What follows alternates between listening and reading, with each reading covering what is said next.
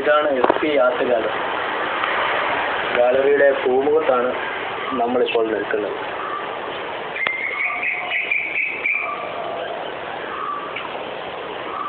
നമസ്തേ. നമസ്തേ.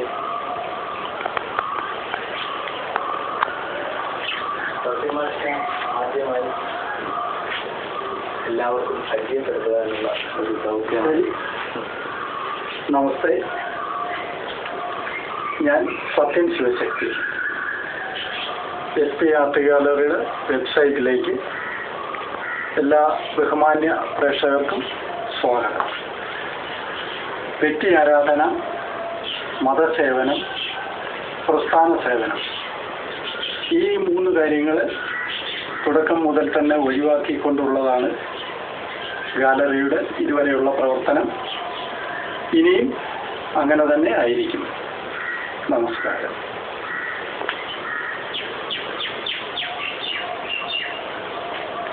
സകല ശാസ്ത്രങ്ങളുടെയും നാടായ ഭാരതം ഒരു പുണ്യഭൂമിയാണ്.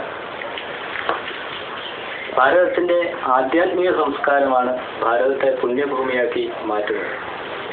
അതുകൊണ്ട് തന്നെ ലോക സംസ്കാരങ്ങളുടെ എല്ലാം മാതാവായി ഭാരതം അറിയപ്പെടുന്നു. ഭാരതീയ ആചാര്യന്മാർ കണ്ടെത്തി ശാസ്ത്രീയമായി ആവിഷ്കരിച്ച 64 കലകളിലൂടെ ഈ സംസ്കാരം ഏറെ ധന്യമാക്കപ്പെട്ടിട്ടുണ്ട്. തത്വദർശന കലകളുടെ വക്താവും മൂല്യകലകളെപ്പറ്റി അറിവുബോധം നേടിയ ആളുമായ ശ്രീ സത്യൻ ശിവശക്തി കോട്ടയം ജില്ലയിലെ നാട്ടകത്ത് പാക്കിൽ ശിവശക്തിയിൽ 1990 ഫെബ്രുവരി 1 പ്രവർത്തനം ആരംഭിച്ച SP ആർട്ട് ഗാലറി സ്ഥാപകനും ഡയറക്ടറുമാണ്. ഗുരുശക്തിയിലൂടെയും ധ്യാനശക്തിയിലൂടെയും പ്രകൃതിയുടെ നിഗൂഢതകളിലൂടെ സഞ്ചരിച്ച് കലയുടെ ഉത്ഭവം മുതൽ അവധൂതാവസ്ഥ വരെയുള്ള വിവിധ തലങ്ങളെപ്പറ്റി ബോധ്യമാക്കുകയും ഭൗതികതയെ മാറ്റി നിർത്താതെ ആധ്യാത്മിക ജീവിതം നയിച്ചു പോരുകയും ചെയ്യുന്നു. ലോകത്ത് അറിയപ്പെടുന്നതും അറിയപ്പെടാത്തതുമായ നിരവധി ഗുരുക്കന്മാരുടെ ഗുരുവും പ്രപഞ്ചത്തിലെ അസാധാരണന്മാരായ യോഗീശ്വരന്മാരിൽ അസാധാരണനുമായ മഹാഗുരു ശ്രീ ശിവപ്രഭാകര സിദ്ധയോഗീശ്വരന് ജീവിതം സമർപ്പിച്ച് പ്രകൃതി ഉപാസകനായി മാറിയ ശ്രീ സത്യൻ ശിവശക്തി അനുകരണം കലയല്ലെന്നും കല സൃഷ്ടിക്കപ്പെടേണ്ടതാണെന്നും ഉള്ള വാദമുന്നയിക്കുന്ന ഭാരതത്തിലെ അപൂർവ കലാകാരന്മാരിൽ ഒരാളുമാണ്.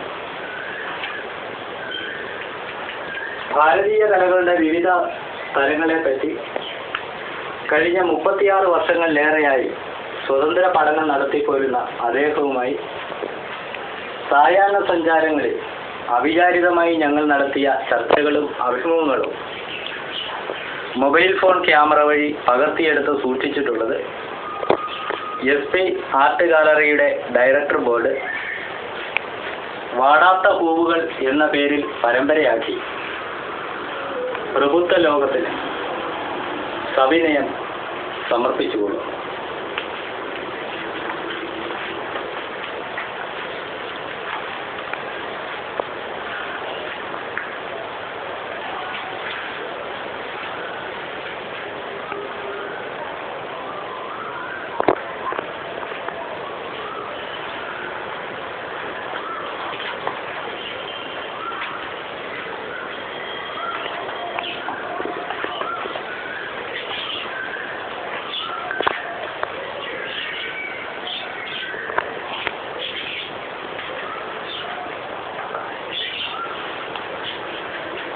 സത്യചേട്ടന്റെ പെയിന്റിങ്ങുകൾക്കൊക്കെ ഒരുപാട് അർത്ഥങ്ങളുണ്ട്, വിവിധ അർത്ഥ തലങ്ങളുണ്ട് എന്നൊക്കെയാണ് അവകാശപ്പെടുന്നത് അല്ലേ? അവകാശപ്പെടുന്നു എന്നുള്ളതല്ല, അങ്ങനെ തന്നെയാണ്. കാരണം ഇതെല്ലാം നമ്മൾ ധ്യാനത്തിലൂടെ ചെയ്യുന്ന ചിത്രങ്ങളാണ്. അപ്പം അതിൻ്റെ അർത്ഥതലങ്ങളെന്ന് പറയുമ്പോൾ മനസ്സിൽ നിന്നും ബുദ്ധിയിലേക്കും ബുദ്ധിയിൽ നിന്നും ആത്മാവിൻ്റെ തലങ്ങളിലേക്കും കടന്നു ചെല്ലുമ്പോഴേ ധ്യാനം ഉണ്ടാകത്തുള്ളൂ. അപ്പം നമ്മുടെ ബുദ്ധിയുടെ മനസ്സിന്റെ പ്രവർത്തനം അവിടെ വരുന്നില്ല. ആ സമയത്ത് പ്രകൃതി മനസ്സാണ് പ്രവർത്തിക്കുന്നത്. അപ്പോൾ പ്രകൃതി മനസ്സിന്റെ അർത്ഥതലങ്ങളെന്ന് പറയുമ്പോൾ നമ്മുടെ ബുദ്ധിക്കും യുക്തിക്കും എല്ലാം അതീതമായിട്ടുള്ള കാര്യങ്ങൾ. പിന്നെ ചെയ്തു കഴിഞ്ഞുള്ള അതിന്റെ ഫലമാണ് ഇത് എങ്ങനെയുള്ളതെന്ന് നമുക്ക് ബോധ്യമാക്കി തരുന്നത്. പോസിറ്റീവ് ഫലം തന്നെയാണ് ഉണ്ടാകുന്നത്, നെഗറ്റീവ് ഫലമല്ല. പിന്നെ പ്രത്യേകിച്ച് നമ്മുടെ സങ്കല്പശക്തി അല്ല നമ്മുടെ മാനസിക ഭാവം ഇത് വളരെ പോസിറ്റീവായിരിക്കും ആ സമയത്ത്. മറ്റു വിഷയങ്ങളൊന്നുമില്ലല്ലോ. അതേസമയം അക്കാദമിക് രീതിയുടെ വളരെ ഉയർന്ന തലവുമാണ്. പ്രകൃതിക്കൊരു ഉദ്ദേശമുണ്ട്. ആ ഉദ്ദേശമാണ് പ്രകൃതി നമ്മളിലേക്ക് ഏത് രീതിയിൽ ചിത്രമായിട്ടോ ശില്പമായിട്ടോ അല്ലെ പാട്ടായിട്ടോ കവിതയോ എന്തായിട്ടാണ് നമ്മളിലേക്ക് അതിനെ തരുമ്പോൾ പ്രകൃതിക്ക് ആ ഒരു ഉദ്ദേശമുണ്ട്. നമ്മളതുപടി ചെയ്ത് കഴിയുമ്പോൾ ആ ഉദ്ദേശം തന്നെ സാധ്യമാവുകയും ചെയ്യും. അപ്പം നമ്മൾ പ്രകൃതിയുടെ മാധ്യമം. അപ്പം ആ ഒരു സുഖം വിനായിക്ക് തോന്നുന്നുണ്ടെങ്കിൽ ആ ഉദ്ദേശം സാധിച്ചു എന്ന് തന്നെയാണ്. ഇതൊരു രാഗചിത്രമാണ്. വിജാവന്തി എന്ന് പറയുന്ന ഒരു രാഗം. ഇത് വളരെ കളർഫുൾ ആണ്, അതുകൊണ്ട് വളരെ അട്രാക്റ്റീവ് ആണ്. അത് ആ രാഗത്തിന്റെ സ്വഭാവമാണ്. ഇതുപോലെ തന്നെ നമ്മുടെ മനുഷ്യ ശരീരത്തിലുമുണ്ട്. ഓരോ ഭാഗങ്ങളിലും ഓരോ നിറങ്ങളുണ്ട്. ആ നിറങ്ങൾ ഉണർന്നു വരണം. അപ്പോൾ അതിനൊരു ഭാവമുണ്ട്. ആ ഭാവം തന്നെ ഇതിലും കാണുന്നുണ്ടല്ലോ. ഇത് ഒരാൾ ധ്യാനത്തിലിരിക്കുന്ന പോലെ തോന്നുന്നു. അങ്ങനെ അത് വരും. പ്രകൃതിയിൽ കോടാനുകോടി ശക്തിവിശേഷങ്ങളുണ്ടല്ലോ. അപ്പം ഒരു രാഗത്തെ നമ്മൾ കണ്ടെത്തുക എന്ന് പറയുമ്പോഴും അതിനും ആ ശക്തിയുണ്ട്. പ്രകൃതി ശക്തി തന്നെയാണ്.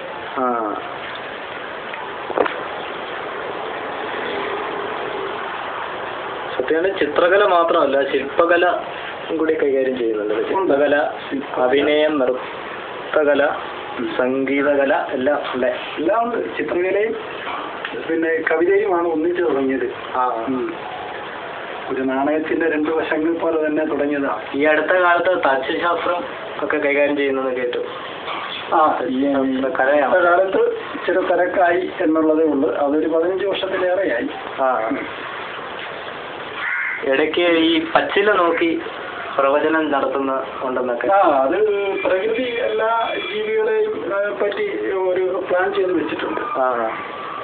അപ്പം ഈ സമയത്ത് നമ്മളെ പറ്റി എന്താണ് പ്രകൃതി പ്ലാൻ ചെയ്ത് വെച്ചിരിക്കുന്നത് എന്നുള്ളത് നമ്മളൊരു പച്ചില പറിച്ച് നമ്മുടെ ഗുരുവിനെയൊക്കെ സ്മരിച്ചുകൊണ്ട് നോക്കിയാൽ അതിനകത്ത് ചിത്രമായിട്ട് വരും കുറച്ചു നേരത്തേക്ക്.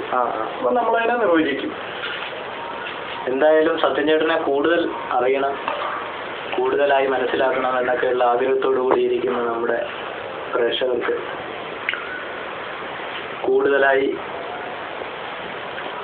ഒരു ആശംസ അല്ലെങ്കിൽ എല്ലാ പ്രേക്ഷകർക്കും, നമ്മുടെ ഫേസ്ബുക്കിലൂടെ വന്ന പ്രേക്ഷകർക്കും ഇനി വരാനുള്ളവർക്കും ഇനിയും ഇത് എന്ന് വരെ നിലനിൽക്കുമെന്നാണോ പ്രകൃതിയുടെ നിശ്ചയം, അതനുസരിച്ച് വരെയുള്ള എല്ലാ പ്രേക്ഷകർക്കും ആശംസകൾ, സ്വാഗതം.